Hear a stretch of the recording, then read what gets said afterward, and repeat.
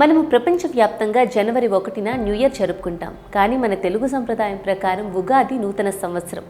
ఉగాది నుంచే కొత్త సంవత్సరం ప్రారంభమవుతుంది. మరో కొన్ని రోజుల్లోనే శ్రీ పరభవనామ సంవత్సరం ఆరంభం కానుంది. అయితే ఈసారి ఉగాది గురించి చాలా మందిలో ఒక సందేహం నెలకొంది. ఎందుకంటే మార్చి 19న అమావాస్య ఘడియలు కూడా ఉన్నాయని పండితులు చెబుతున్నారు. దీంతో ఈసారి ఉగాది పండుగను జరుపుకోవచ్చా లేదా అనే సందేహం చాలా మందిలో కనిపిస్తోంది.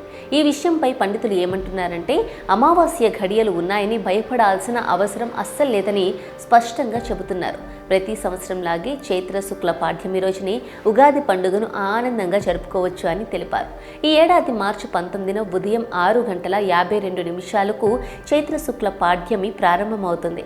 అందుకే భక్తులు ఎలాంటి సందేహం లేకుండా దేవుణ్ణి పూజించి పచ్చడి తిని కొత్త సంవత్సరాన్ని సంతోషంగా ఆహ్వానించవచ్చని పండితులు సూచిస్తున్నారు. అందుకే ఉగాది పండుగను కుటుంబంతో కలిసి సంప్రదాయంగా జరుపుకుందాం.